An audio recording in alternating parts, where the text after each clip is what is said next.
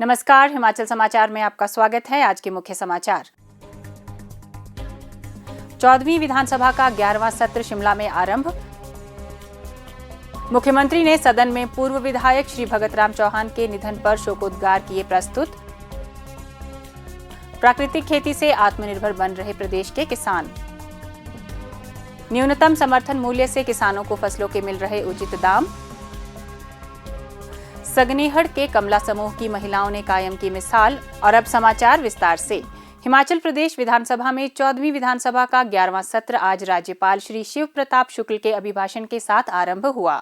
मुख्यमंत्री ठाकुर सुखविंदर सिंह सुक्खू ने आज विधानसभा सदन में स्वर्गीय श्री भगत राम चौहान, पूर्व सदस्य हिमाचल प्रदेश विधानसभा के निधन पर शोकोद्गार प्रस्तुत किए। माननीय अध्यक्ष महोदय, मुझे इस माननीय सदन को यह सूचित करते हुए अत्यंत दुख हो रहा है कि पूर्व विधायक श्री भगत राम चौहान जी का 5 जनवरी 2026 को 87 वर्ष की आयु में निधन हो गया है। यह माननीय सदन उनके निधन पर गहरा शोक प्रकट करता है। स्वर्गीय श्री भगत राम चौहान जी का जन्म 18 मई 1978 को जिला शिमला के गांव खनावग, डाकघर खटनोल, तहसील सुन्नी में हुआ था। उन्होंने BA LLB की शिक्षा प्राप्त की थी। इसके उपरांत उन्होंने अधिवक्ता के रूप में लोगों की सेवा की।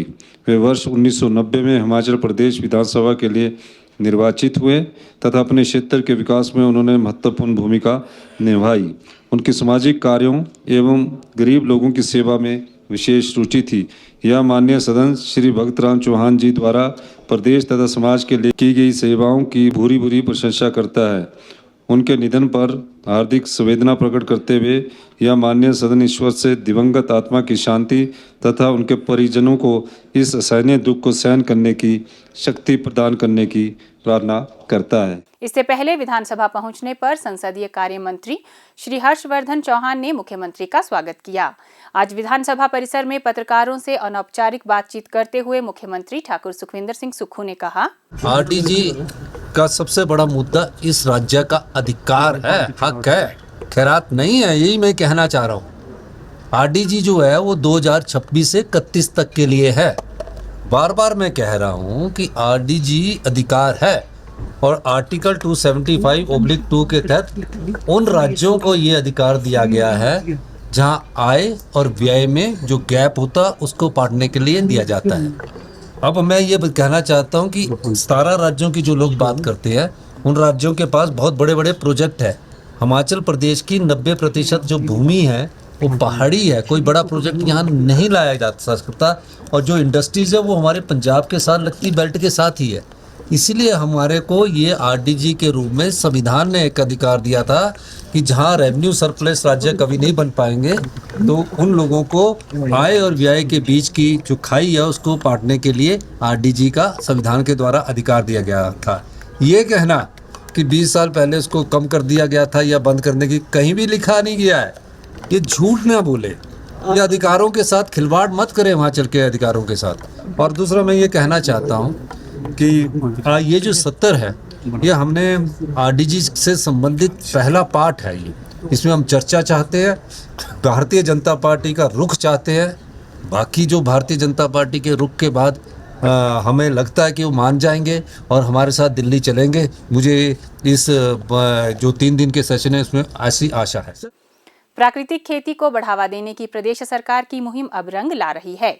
प्रदेश सरकार के प्रोत्साहन से जोगिंद्रनगर उपमंडल के अंतर्गत विकास खंड चौंतड़ा के गांव टिक्करी मुशहरा निवासी श्री अजय कुमार और ग्राम पंचायत सगनेहड़ की श्रीमती कमला देवी के जीवन में सकारात्मक बदलाव आया है।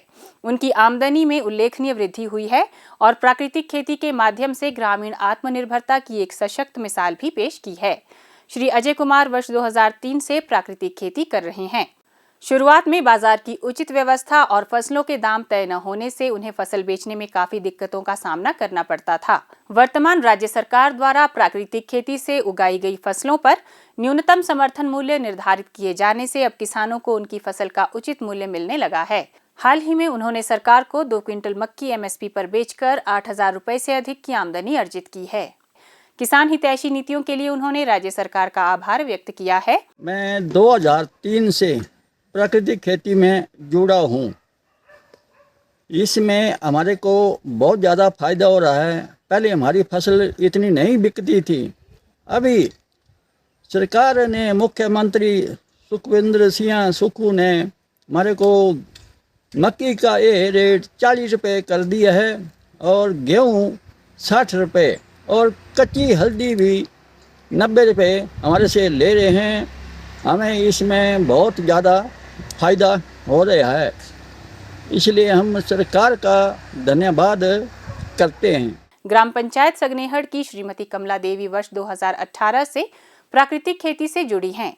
उनके साथ लगभग 20 महिलाओं का एक समूह कार्य कर रहा है, जो सामूहिक रूप से प्राकृतिक खेती को आगे बढ़ा रहा है। इस समूह ने 2 क्विंटल मक्की और 6 क्विंटल गेहूं सरकार को MSP पर बेचा है। इसके साथ ही प्रति क्विंटल 2 रुपए के हिसाब से परिवहन किराया भी दिया गया, जिससे कमला समूह को सरकार द्वारा कुल 37,200 रुपए का भुगतान किया गया है। बिना खाद की जब से खेती कर रहे हैं, इसमें से कई बीमारियों से छुटकारा मिला है हमें। और इसका जैसे पहले हम जो खेती बाड़ी करते थे, उसको गेहूं को बेचते थे, मक्की कुछ बेचते थे, कोई दाम नहीं मिलता था हमें। अब ऐसा है कि हम गेहूं बेचते हैं, गेहूं का दाम जो है 60 रुपए किलो मिल रहा है, मक्की का जो है वो हमें 40 रुपए मिल रहा है, और जैसे कच्ची हल्दी है उसका 90 रुपए मिल रहा है। और इसका जो हम धन्यवाद करते हैं वो अपने CM सुखविंदर सुक्खू का करते हैं। और हम 20 लेडीजों का ग्रुप बने हैं, हम अच्छे से सभी काम कर रहे हैं। 20 लेडीज जो है इकट्ठा सभी मिलकर काम करते हैं, और हम ऐसा करते हैं कि सोचते हैं कि जैसे और भी कई लोग जो है इस खेती से जुड़े और काम करें और लाभ लें। श्री अजय कुमार और कमला समूह केवल खाद्यान्न उत्पादन तक सीमित नहीं है, बल्कि वे प्राकृतिक रूप से सब्जियां, रागी तथा अन्य फसलें भी उगा रहे हैं, जिनसे उन्हें अतिरिक्त आमदनी प्राप्त हो रही है। कमला समूह को आत्मा परियोजना के तहत गांव में ही 2 दिवसीय प्रशिक्षण शिविर आयोजित कर प्राकृतिक खेती की तकनीकों का प्रशिक्षण दिया गया था। प्रशिक्षण के बाद समूह द्वारा प्राकृतिक रूप से तैयार की गई रागी को व्यापारी अच्छे दामों पर खरीद रहे हैं। सरकार द्वारा प्राकृतिक खेती को प्रोत्साहित करने के उद्देश्य से मक्की का न्यूनतम समर्थन मूल्य 40 रुपए प्रति किलो, गेहूं का 60 रुपए प्रति किलो तथा हल्दी का 90 रुपए प्रति किलो तय किया गया है। श्री अजय कुमार और कमला समूह की सफलता की कहानी इस बात का प्रमाण है कि सरकार की सही नीतियां, प्रशिक्षण, प्रोत्साहन और किसानों की मेहनत प्राकृतिक खेती को ग्रामीण विकास और आत्मनिर्भरता का मजबूत आधार बना सकती है। हिमाचल समाचार देखने के लिए सब्सक्राइब करें यूट्यूब चैनल हिमाचल समाचार, लाइक करें Facebook page information and public relations department Himachal Pradesh और CMO हिमाचल। फॉलो करें X @DPRHP और CMO हिमाचल। फॉलो करें इंस्टाग्राम @DIPR हिमाचल और CMO हिमाचल। विजिट करें वेबसाइट www.himachalpr.gov.in। इस अंक में इतना ही, कल फिर होगी मुलाकात। दीजिए इजाजत, नमस्कार।